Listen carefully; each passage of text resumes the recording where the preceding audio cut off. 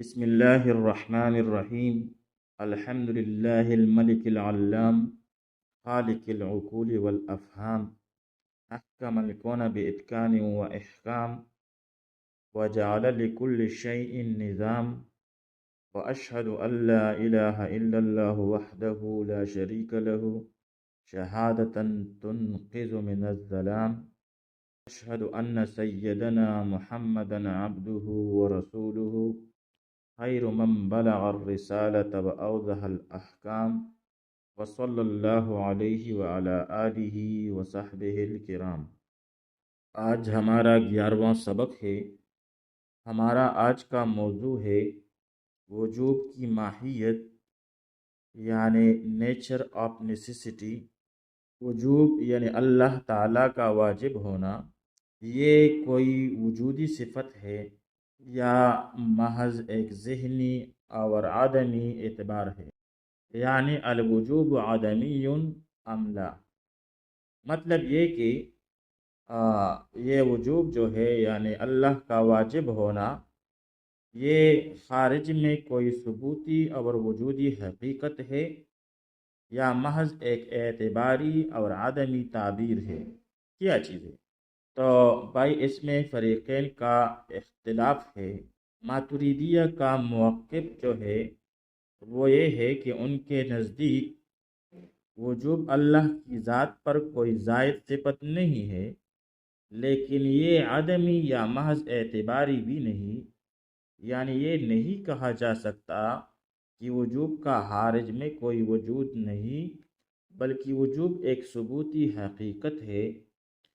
امام راضی رحمہ اللہ جو خود اشعری ہیں، انہوں نے بھی اپنی کتاب الاربعین میں اسی کو اختیار کیا ہے، جبکہ اس کے مقابلے میں اشاعرہ کے نزدیک وجوب جو ہے یہ ایک امر اعتباری ہے جس کا خارج میں کوئی مستقل وجود نہیں ہے، یعنی خارجی اعتبار سے وجوب جو ہے یہ عدمی ہے۔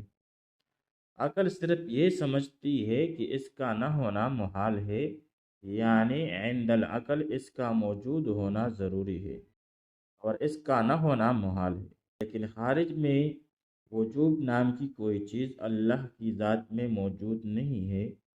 یہ اشاعرہ کا موقف ہے۔ ماتریدیہ کی پہلی دلیل وہ ہے تاکیدی وجوب۔ وجوب دراصل وجود کی تاکید اور پختگی کا نام ہے۔ اگر وجوب کو عدمی مان لیا جائے تو لازم آئے گا کہ ایک نقیض دوسری نقیض کی تاکید ہے، یعنی عدم وجود کی تاکید ہے، تو یہ عقلاً ناممکن ہے۔ دوسری دلیل جو ماتریدیہ کی طرف سے دی جاتی ہے وہ ہے نقیض کا ثبوت، یعنی نقیض کا ثبوت وہ یہ ہے کہ وجوب کی ضد جو ہے کیا ہے؟ لا وجوب۔ تو لا وجوب کا اطلاق جو ہے یہ ممکن اور ممتنع دونوں چیزوں پر ہوتا ہے، جو کہ معدوم بھی ہو سکتی ہے اور معدوم ہونا موجود ہونا ممکن بھی ہو سکتا ہے۔ تو لا وجوب کا اطلاق ممکن اور ممتنع دونوں پر ہو سکتی ہے۔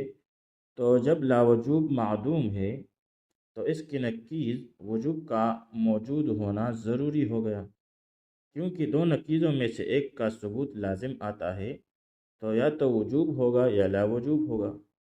اب لا وجوب یہ نہیں ہو سکتا تو وجوب جو ہے یہ خود بخود ثابت ہو گیا۔ دوسری دلیل جو ہے ماتریدیہ کی وہ یہ ہے کہ وجوب کی ضد جو ہے وہ کیا ہے؟ لا وجوب ہے، اور لا وجوب کا اطلاق جو ہے یہ ممکن اور ممتنع دونوں پر ہو سکتا ہے۔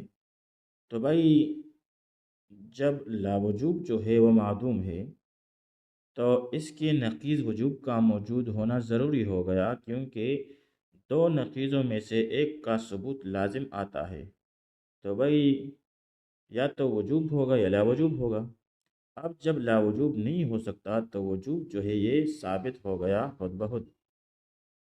تیسری دلیل جو ہے ماتریدیہ کی وہ ابو علی سینا کا قول ہے کہ اگر وجود کو عدمی مان لیا جائے تو اللہ کا واجب ہونا اور اللہ کا واجب نہ ہونا نعوذ باللہ برابر ہو جائے گا، کیونکہ عدمی چیزوں میں کوئی امتیاز نہیں ہوتا، مشہور فلسفی ابو علی سینا نے بھی اسی طرح کا بحث امکان کے بارے میں کی تھی، یعنی پھر تو ممکن ہوا۔ بہرحال یہ تین دلائل ہوئے ماتریدیہ کی طرف۔ اشاعرہ کی دلیل جو ہے وہ یہ ہے کہ اگر وجود کوئی وجودی چیز ہے تو وہ اللہ کی ذات کا عین ہوگا یا اس سے خارج۔ اگر عین ہے تو یہ ذات اور وجود کے درمیان ایک نسبت ہے، اور نسبت ہمیشہ ذات کے بعد ہوتی ہے، جیسا کہ پہلے اشاعرہ نے کہا تھا۔ اور اگر یہ عین نہیں ہے، خارج ہے، تو اللہ اپنی ذات میں کسی بیرونی چیز کا محتاج ہو جائے گا، جو کہ محال ہے۔ یعنی پھر تو واجب الوجود نہیں رہے گا، بلکہ پھر تو وہ ممکن ہو جائے گا، محتاج الہی ہو جائے گا، ڈپینڈنٹ ہو جائے گا دوسری چیز پر۔ اس لیے وہ وجود کو عدمی مانتے ہیں، ایک اعتباری چیز مانتے ہیں، عند العقل ضروری مانتے ہیں، لیکن خارج میں وجود کا کوئی وجود نہیں ہے اشاعرہ کے نزدیک۔ حنفیہ اس کا جواب دیتے ہیں کہ ہم پہلے ثابت کر چکے ہیں کہ وجوب عین حقیقت غیر واجب ہے، اس لیے اسے ذات سے الگ کوئی چیز، کوئی نسبت یا کوئی خارجی چیز ماننے کی ضرورت ہی نہیں ہے۔ جب ہم اس کو خارجی چیز نہیں مانتے بلکہ عین ذات مانتے ہیں، تو پھر اس کا کسی اور پر ڈپینڈنٹ ہونا اور کنٹینجنٹ ہونا یہ لازم نہیں آئے گا، بلکہ وہ عین ذات ہے، وہ کوئی الگ چیز نہیں ہے۔ جب الگ نہیں تو کسی الگ دوسری چیز پر، ذات پر وہ موقوف نہیں ہے، محتاج نہیں ہے۔ یہاں پر ایک اعتراض جو ہے وہ ماتریدیہ پر بھی وارد ہوتا ہے، ان کے قول پر، ان کے موقف پر، کہ وجوب جو ہے وہ وجودی ہے، تو اس کا بھی ایک وجود ہوگا، پھر اس وجود کا وجوب ہوگا۔ تو یوں تو تسلسل لازم آئے گا کہ اگر ہم وجوب کو وجودی مانیں گے تو وجوب کا وجود ضروری، پھر اس کے وجود کے لیے وجوب ہوگا، اور پھر وہ وجوب وجودی ہوگا تو پھر اس کا بھی وجود ہوگا۔ جب وہ وجود ہوگا تو اس کا پھر سے وجوب واجب ہوگا، تو گویا ایک تسلسل لازم آئے گا۔ تو بھائی ماتریدیہ کی طرف سے اس کا جواب یہ ہے کہ یہ تسلسل نہیں، کیونکہ وجوب کا وجوب غیر وجوب ہے، کوئی الگ نہیں۔ وجوب کا وجود عین وجوب ہے، کوئی الگ چیز نہیں، بلکہ اسی طرح جیسے وجود کا وجود عین وجود ہوتا ہے۔ اگر ہم بہت گہرائی میں جائیں گے تو عقل کی درجوں میں اسے اعتباری مانا جا سکتا ہے، لیکن خارج میں یہ اللہ کی ذات کا خاصہ ہے، کوئی الگ چیز نہیں ہے جو ذات پر ڈیپینڈنٹ ہو اور پھر محتاج ہو اور احتیاج لازم آئے۔ تو خارجی اعتبار سے اللہ کی ذات کا خاصہ ہے، یعنی عین ذات ہے۔ احناف یعنی ماتریدیہ کے اس موقف کا خلاصہ یہ ہے کہ اللہ تعالیٰ کا واجب ہونا کوئی خیالی یا فردی بات نہیں ہے، بلکہ یہ ایک حقیقی اور ثبوتی شان ہے۔ فرماتے ہیں کہ اگر ہم وجوب کو محض عدمی مان لیں تو اس کا مطلب ہوگا کہ خارج میں اللہ کی ذات کی یہ صفت ہی نہیں کہ وہ واجب ہے، اور یہ بات اللہ کی الوہیت کی نفی کی طرف لے جا سکتی ہے۔ اس لیے صحیح بات یہی ہے کہ اللہ کا وجوب اس کی ذات کی طرح برحق اور موجود ہے۔ وصلی اللہ تعالی علی خیر خلقہ محمد و آلہ و اصحابہ اجمعین۔